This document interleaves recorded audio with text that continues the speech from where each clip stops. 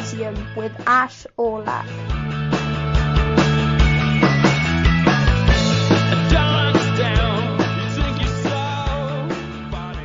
Hi guys, welcome back to Econ Podcast with Kids from the Symposium. Happy to be joined by Boti, Lawrence and Arjun. Today is going to be quite a fast pod as usual for the midweek ones. We've got our usual game review and preview. We're going to have a bit of guess the player, now named Who Are Ya? And then we'll have a goal difference. And then we'll have a chat about kind of goal difference because, as I'm sure you're aware, Villa beat Arsenal and that put them outside the relegation zone by 1 goal ahead of Watford into 17th place. So I have an interesting chat about whether that's the correct way to differentiate teams on the same number of points, or whether we should go for a head-to-head model, or just, look at the kind of alternatives that whether we think, whatever's the fairest kind of procedure. First let's just have a chat about games recently. Arjun, how are you? Yeah, I'm fine, thanks. I'm just a bit gutted about the Watford game last night because I may or may not have had a cheeky bet on Watford to win that game. I don't know why. As I said previously on the pod, I had a gut feeling that Watford might get something from the game against a City team that have nothing to play for. But yeah, a bit sad that they lost, capitulated really, and now it seems like it's in Villa's hands to stay up. Yeah. Do you want to touch briefly on the FA Cup? Yeah. I mean, what about it specifically? So, what do you think about Chelsea's performance? Obviously, to me, from a neutral perspective, I was quite impressed, but it kind of demonstrates what we've been talking about in other pods, which is overall their kind of inconsistency. I mean, what stood out generally to you from both the matches?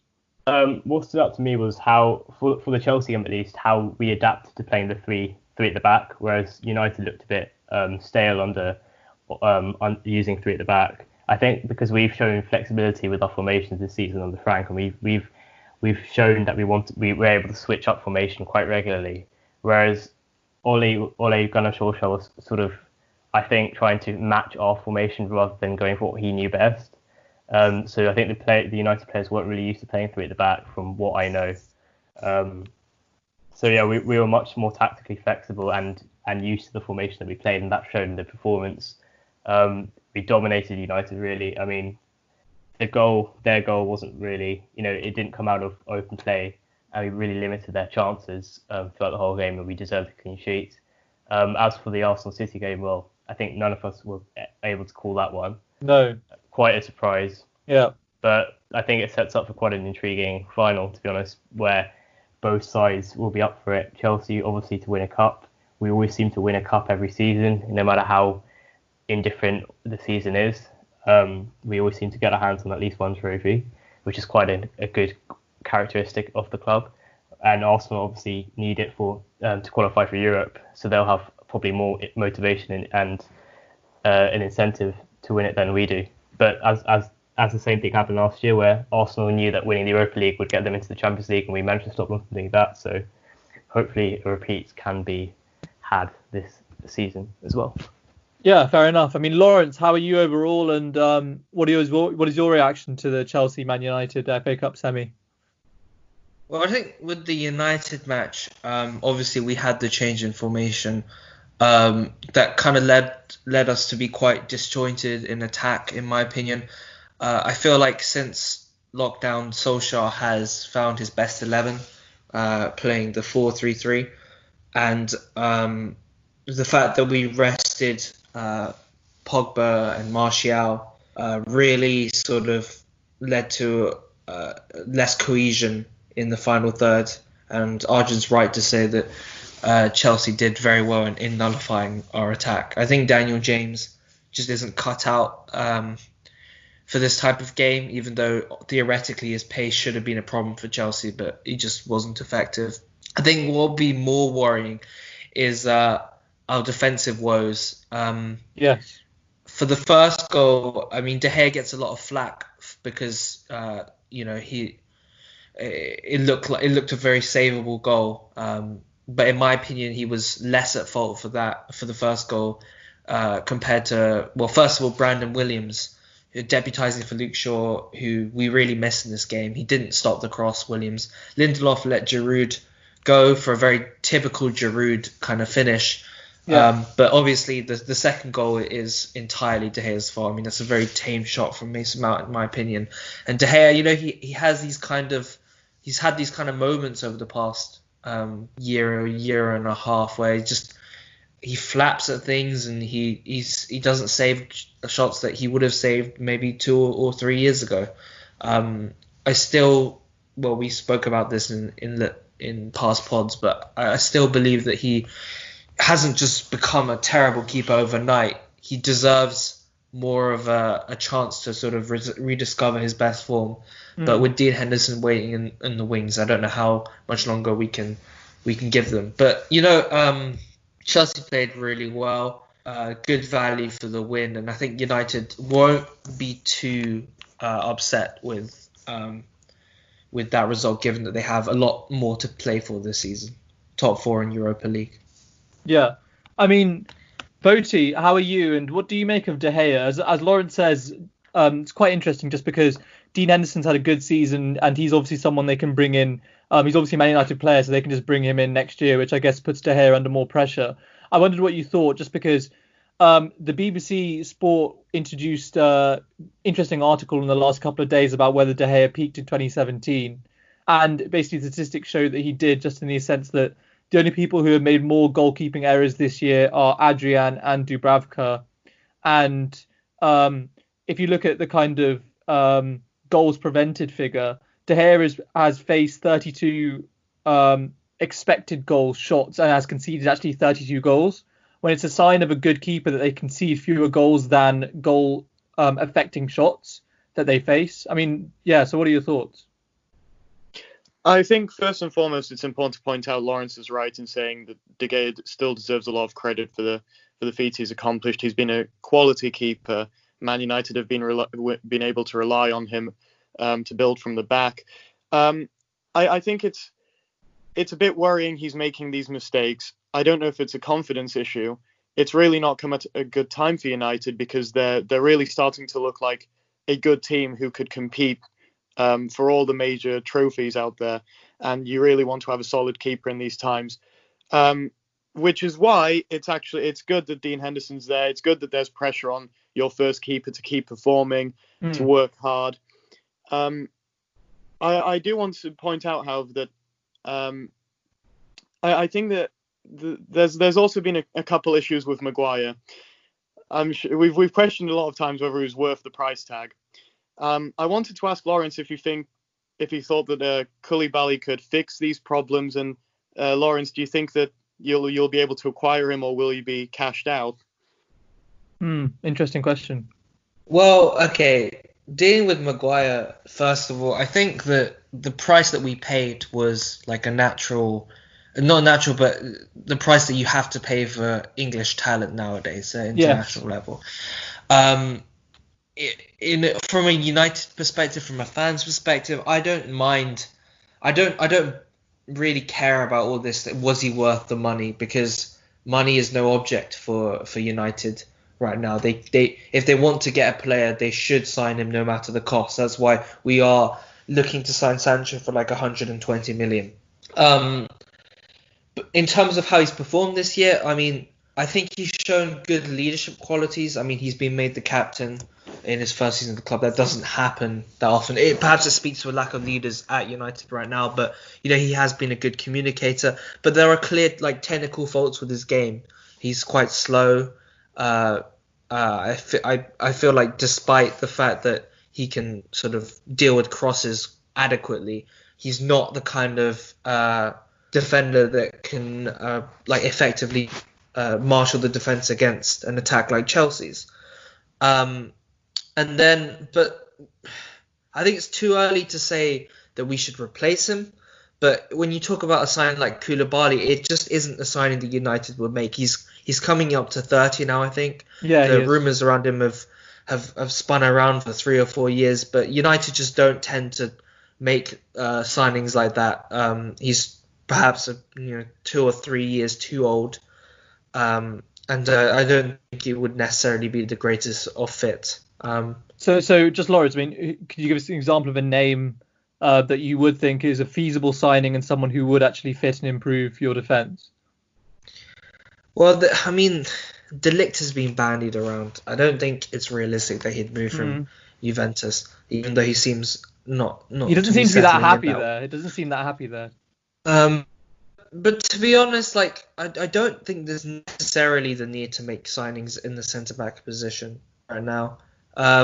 Smalling is coming back from Roma. He's had a great season in Serie A, and I think that Solskjaer, given the time, he might be able to turn this defence around. Yeah.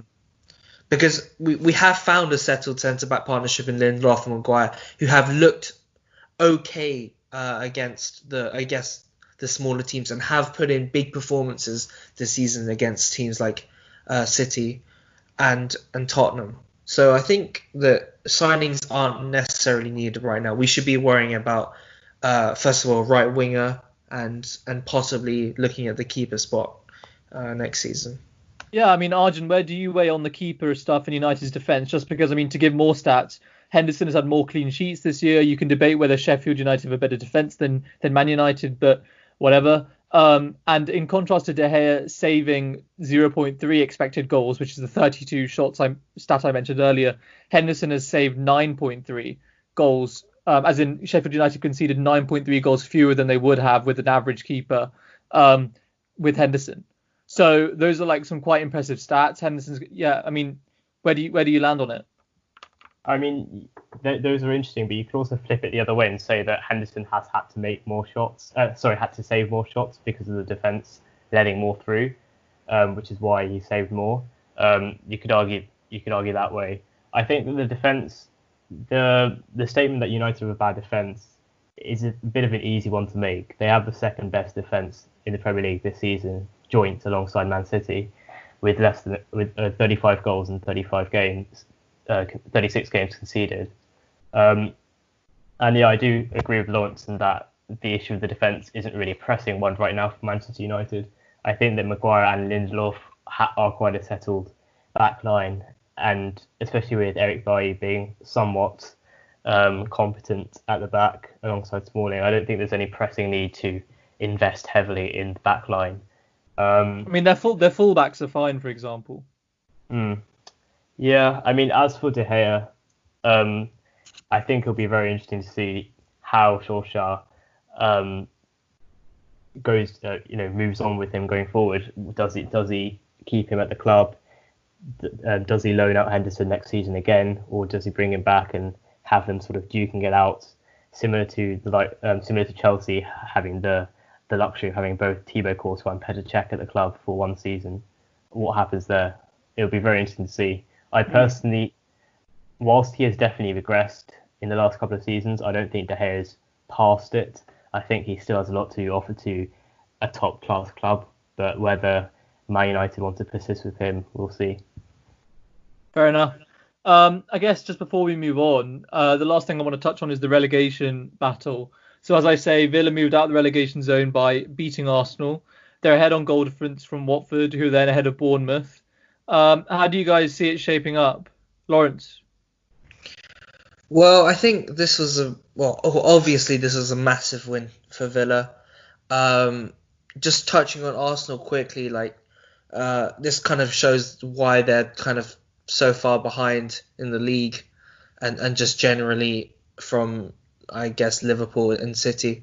They can beat City in the FA Cup semi-final, playing pretty well with a great defensive performance. David Luiz putting on a fantastic show at the back. But then they concede and they lose 1-0 against Aston Villa in typical style. Set piece goal. You can't really expect anything else, can you? But Villa, they played fantastically well, showed great defensive resolve. They showed the kind of fighting spirit that Bournemouth, Norwich just haven't really, which is why I think that now that they're out of the relegation zone on goal difference and Watford having a tough final game, I think that Villa might just get over the line. Yeah, I mean, it would be a bit of a great escape if they do manage to do it. Boaty, what are your thoughts? I mean, I was very pleased with the Villa result. I'm really, as you all know, last night I was slightly in panic mode, slightly in a bit of disbelief and ecstasy when Trezeguet got that beautiful volley off. I think they'll make it now. I think West Ham will still have to put up a bit of a fight to secure their own safety, because even Watford's a club that can pull 3 points out of nowhere. So I think anything can happen yet. I'd say it's most likely that West Ham stay up, Aston Villa stay up, and Watford will go down. I have to say, Man City didn't do Watford any favours with that 4-0 hammering. Yeah, that actually, instead of, Man City could have, eased off and maybe just had a comfortable 2-0, and the goal difference race would be looking very different. Arjun, what are your thoughts? Are Bournemouth now condemned? Because most of the discussion seems to be now Watford or Villa. So are Bournemouth now condemned to that 19th spot? Yeah, I mean, first of all, I sort of point out that Man City have put 18 goals past Watford in the last 3 meetings, which is quite astonishing. They really do seem to abuse Watford. Feel sorry for them in a way. Bournemouth have to play Everton away on the final day of the season. Everton, who have nothing to play for now, they can either finish 11th or 12th. I don't think there'll be much incentive there. Having said that, they did beat Sheffield United away a few days ago, when again they had nothing to play for. So who knows? I think that could be a game in which they pick up points. Bournemouth, that is. But I can't see them doing it. They have a slight chance, but they do have to rely on Watford and Villa not picking up any more points, as well as overturning, I think, a 1-goal deficit to both of them. I think that Villa have it in their own hands now. They're playing away to West Ham, who are essentially safe in terms of goal difference. I think they're 3 points ahead of Villa and Watford, but they have a goal difference that's 13 or 14 more superior to that of Villa. They should be fine. But I think Watford are doomed. They certainly can pick up a result at the Emirates, but will they do it? I don't know. I don't think they will. Fair enough then. So it looks like Bournemouth Bournemouth will be joining Norwich, and it'll be interesting to see Watford or Villa. So yeah, I think let's move on. Can I just say? Sorry. Yeah, come in. Yeah, no, I was just thinking of why Man City were doing it, but of course they're just piling the pressure on Jurgen Klopp. They're really closing the gap for that number 1 spot now.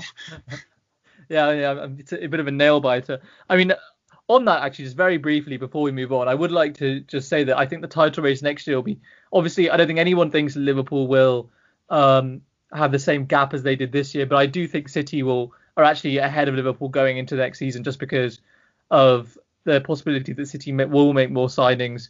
Liverpool have zero momentum going into next season, and obviously depending on City's Champions League tournament performance, the fact that their ban has been overturned anyway means that I think they'll still be able to sign people, and I would put them as my favourites for the title next year.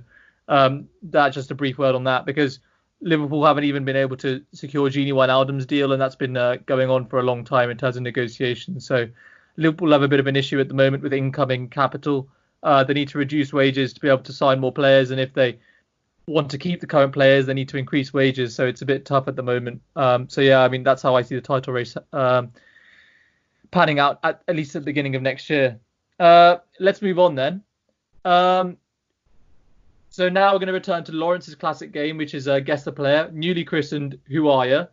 At the moment, Calvin has 1 point, I have 1 point, and Arjun has yet to register. He keeps choking in the big moment, so we'll see if he managed to pull it out today. Lawrence, go for it. Oh, Boaty, just we'll set out the rules, because Boaty might not have been on the previous pods. So, and for those of you who hadn't heard it before, Lawrence gives us a clue, and we each have to either give an answer or pass, and we have a certain number of clues within which to guess the player, and the clues become more and more specific as time goes on, and the information we get obviously increases. So yeah, Lawrence. Right. There are only 5 clues this time. Okay. It's pretty quick fire. So let's see how you guys do. Right. So the first clue is He was born on the 21st of February 1979 in Guadeloupe. Right. I'm going to pass. Yeah, I'll pass on that one. Pass. Right. He made 149 appearances in the Premier League, in a league career that began with Wigan and ended with Blackburn Rovers. Ooh. I pass still. I assume you mean his English football career began with Wigan, or did his actual career? Premier League career. Oh, okay. Right, okay. I see. So, wait, just before Lawrence carries on then, that might be, he might actually have been relegated then with Blackburn. If that's it, or Yeah, he could have, maybe, or he could have left. I'm Either guessing one of those is this possible. is definitely a player who would have played in the mid to late 2000s, I think, in the Premier League.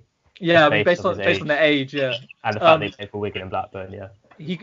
And I think he'd either he got sold and moved from Blackburn, or he got relegated with them. So yeah, anyway, I pass. Lawrence, clue number 3. His only career honour was a League Cup in 2008. Ooh, who won the League Cup? Spurs.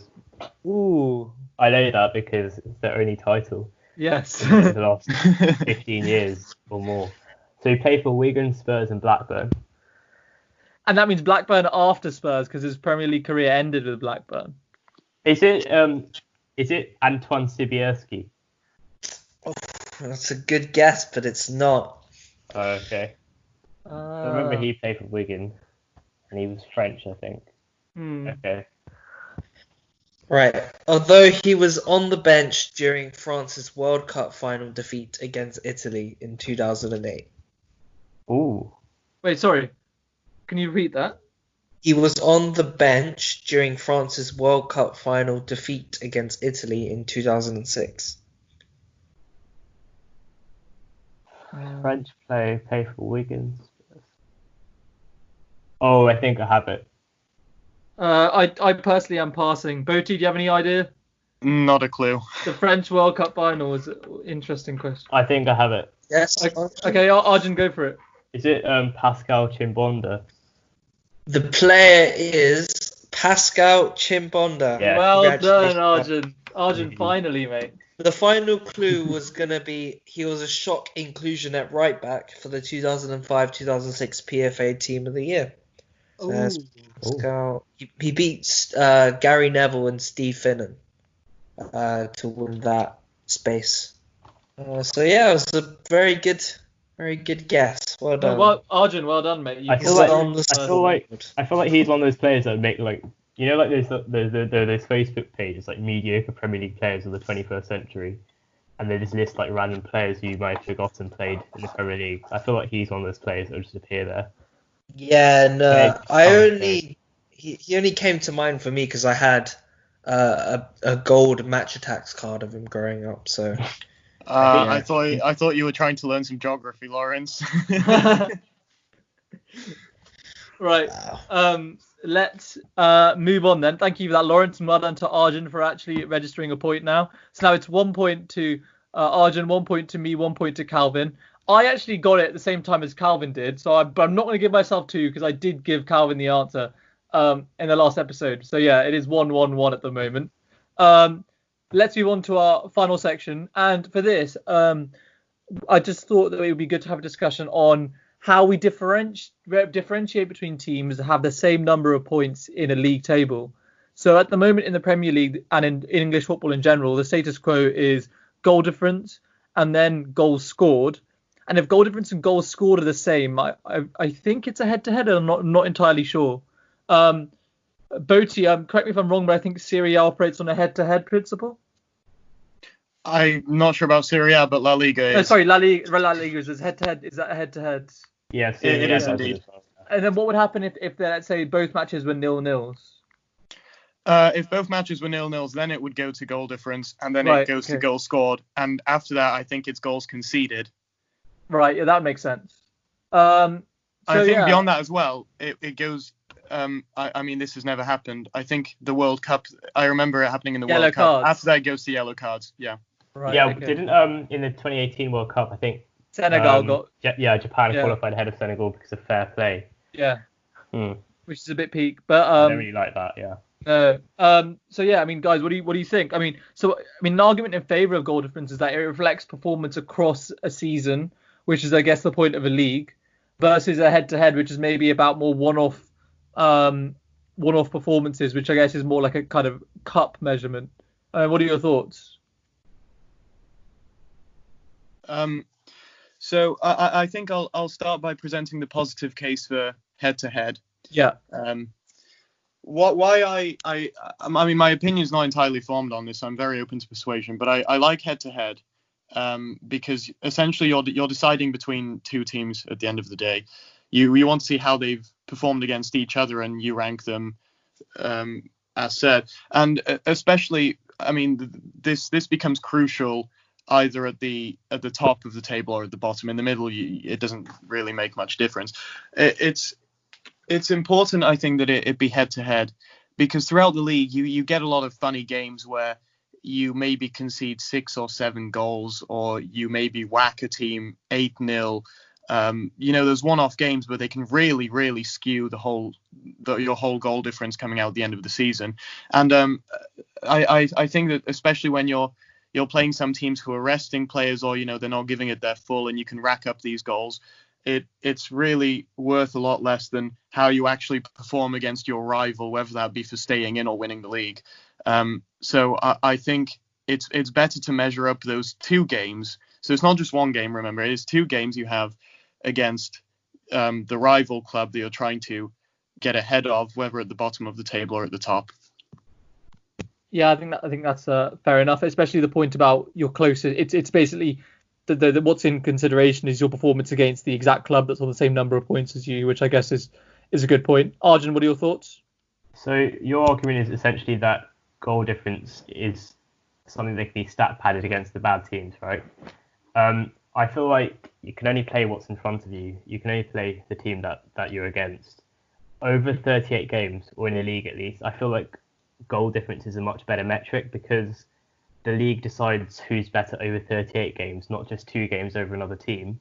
I think that in leagues, goal difference is better, and in tournaments, say a Champions League or World Cup, where you only play 2 to 3 games, maximum 6 games, I think head-to-head is better. That's just my perspective. I feel like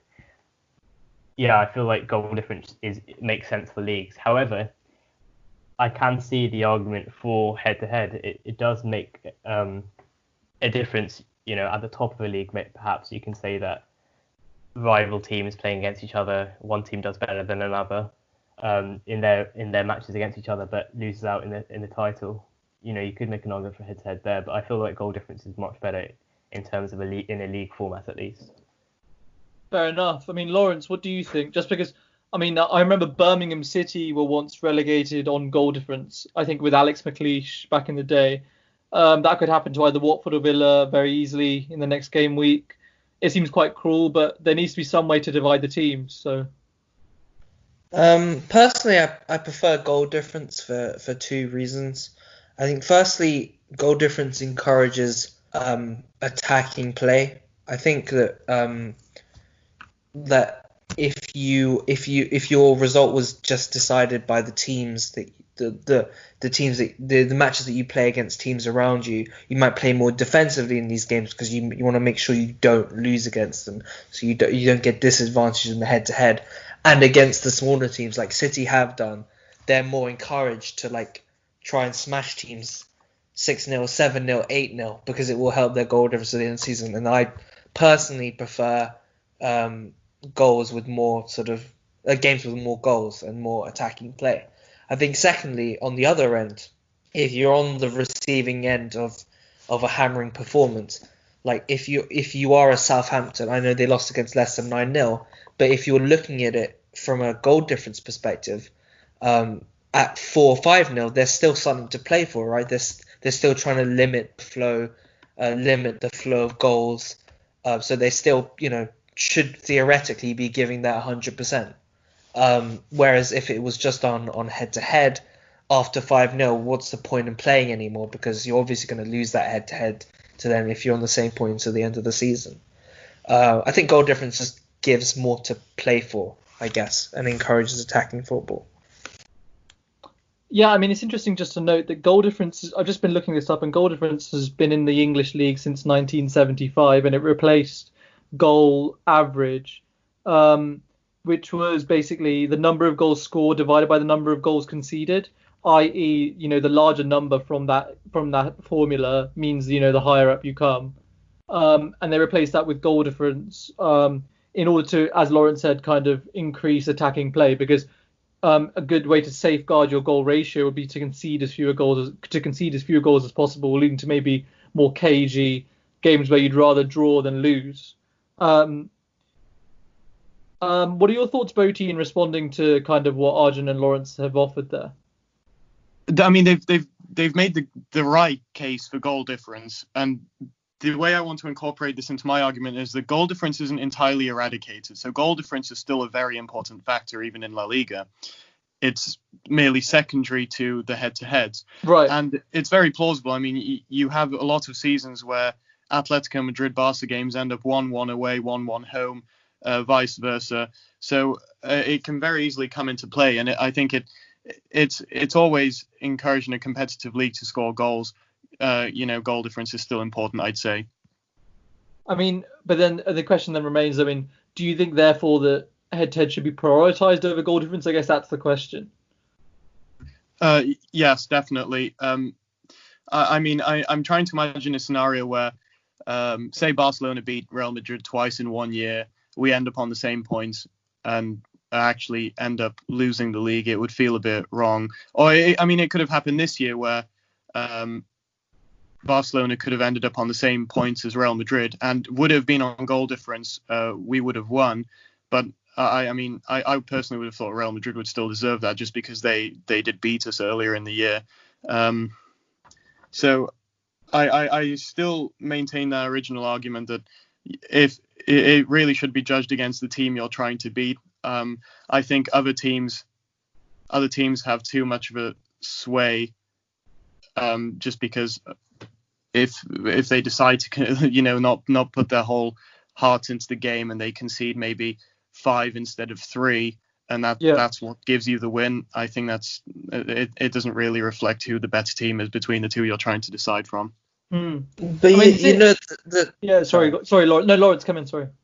Like the phrase "the league table never lies" reflects the fact that over a 38-40 game season, the better team should come out on top. And as Arjun said, with that head-to-head tiebreaker, you're only looking at 2 games rather than the season as a whole to decide who should be better. So I guess that's kind of my, it's not a knockout for a reason, right? It's a league. So Liga has an interesting system where they basically say goal difference as the first divider, then they say goals scored, and then if those two are the same, they have a playoff at a neutral venue if the relevant teams are title contenders or relegation contenders. So that links to what everyone's. I mean, that seems like quite a nice compromise. Although, head-to-head itself is kind of split up into different types. So you have a head-to-head playoff in the game in the future, like in Liga, or you have head-to-head goal difference, which is just the goal difference from the 2 games, or you have head-to-head points. So at the moment, La Liga use head-to-head points first, then head-to-head goal difference. I mean, Boti, what are your thoughts on that distinction? Would you prefer head-to-head goal difference to be ahead of head-to-head points? When you say points, yeah. What? Sorry, what do you mean? So at the moment, the point system is how many points, 1 or 3, 1 for a or 3 for a win you got from the 2 matches versus goal difference from the 2 matches. So you could have lost 1 match narrowly, and then beaten the other, and then smashed the team in the other match. So in goal difference you'd go through. I see. So points you'd be level. You're essentially asking me if the whole season should be governed by goal difference primarily. Yeah. Okay. No, I'm going to say no to that for the same reason. Okay. I said no to goal difference being over head to head. Yeah. No, fair enough. I mean, what do you think about Arjun, what are your thoughts on the kind of Liga system with a playoff game when it's title or relegation? I mean, it certainly is intriguing, but when was the last time that happened, if at all? Yeah, true. I doubt that those things. I doubt that the league ever gets close to any sort of those situations where that would happen. I personally think that goal differences make sense. No win is worth more than another win in terms of points. I mean, in lots of different ways, a win against a rival is worth more, both mentally. The thrill you get of winning that game against your closest rival may be more, but it's still 3 points at the end of the day. For example, if Chelsea beat all our rivals, our close rivals in the Premier League, it shouldn't make up for us losing to the weaker ones if we finish equal in points with another team. Yeah. In the Premier League, I think a team could finish on 84 points by beating every team below 6 and losing every top 6 matchup. And then you could argue, is that really the best way to measure a champion on goal difference? But in that situation, if they became champion by doing that, then the top 6 teams would have done something wrong. Yeah, so they would have had to. Yeah, exactly. Yeah, the league is a test of consistency over 38 games or 42 games or 34 games in some leagues. It's ultimately a test of consistency. So I think goal difference is the best way to measure that consistency, rather than just playing head to head against 2 games against one team or 4 games against 2 teams, your close rivals. So I think that I like the La Liga way where it's done on I think when it's done on goal, if goal difference is the same, then head to head is used after that. I think I like that way, but right. I think goal difference should be the primary aspect of determining whether a team finishes ahead of another team. Okay, fair enough. I think we can all agree that regardless of the kind of choices we have in individual league competitions, the cup competitions and Champions League should be different perhaps, and World Cup groups, unlike groups in a cup, should be different to perhaps a league season, just because you don't have the same sample size in terms of 38 games. You have maybe 6 games, so then the head-to-head becomes far more relevant. And yeah, that's how the Champions League currently operates. I think in the group stage they do operate a head-to-head system, which I think makes sense. What I don't like is when the tiebreak is done by like fair play. Like if you get yellow cards, you're penalised. Because I for one am in favour of shithousing and just tactical fouls. I love all of that shit. Like City shouldn't be punished just because Fernandinho is like the tactical foul legend. That's my opinion. I mean, fair enough. I mean, but how would you divide them in that situation instead? The more red cards, the better. That's what I say. Right. Yeah, fair enough. Yeah, I mean, we could talk for ages about how this compares to, say, cricket, obviously the World Cup final going on boundaries and all that sort of thing. And you can also have a similar argument, which I think would be good for a future pod, maybe next month, about away goals in Champions League ties, which, we've heard that argument ad nauseum about whether or not they're valid, but I think with every season there's always 1 or 2 games that, make that debate come alive again about should away goals count double in extra time and those sort of things. So, yeah. These are all sort of interesting debates that have been had so many times before, but the constant sort of arguments about them makes them increasingly more relevant, I think. No, I definitely agree. I mean, the away goals, just before we finish, just briefly, the away goals point is interesting just because Tim Vickery, the very, very accomplished, and I actually admire him a lot. He's the journalist in charge of South American football for the BBC. Yeah. And he basically said that in something like the Copa Libertadores, which is their version of the Champions League, away goals is far more significant than it is in Europe, just because of the distance travelled, and the hostility and the genuine culture and hostility of away grounds genuinely makes home advantage far more potent there than you often find in Europe, which means that a goal. Which just means that a goal scored away from home in that competition seems quite far more valuable than in a European context. I mean, what do you think, Boti? Yeah, I mean, as a Liverpool fan, I'm sure you could tell us about how hostility against buses works. I mean, yeah, no, honestly though, I think on a Champions League night, if you score in a second leg at Anfield, if you can score a goal there, I genuinely do think. Bring that up. No, I'm not even bringing that up. That legs at Anfield aren't my thing. No, but I genuinely think that if you can score a goal there, then it should be worth more than the goal that Liverpool score there. That's personally my view, just because of the of the difficulties in playing there. I don't think that's irrelevant. Yeah, I agree. I agree with the value of away goals being such. Yeah. But anyway, let's go slightly off topic. So, yeah, I mean, I'd like to thank the boys, Boti, Arjun, Lawrence. Thank you again. That was an entertaining game. I'm happy Pleasure that as always. Yeah, I'll be back next time where Boti's going to talk about one of his favourite games or a game that matters to him. And yeah, thank you for joining us on the Symposium Econ Podcast with Kids. Just a reminder that we're on Spotify. You'll find the link in our Instagram bio as always. Please follow us on there. Follow us on Instagram. We're turning out a Meet the Podders series on Instagram at the moment. So if you want to learn more about us and see us and stuff, it's all on there, the Symposium Podcast. And yeah, have a great week. Enjoy the football and speak to you this weekend. Cheers.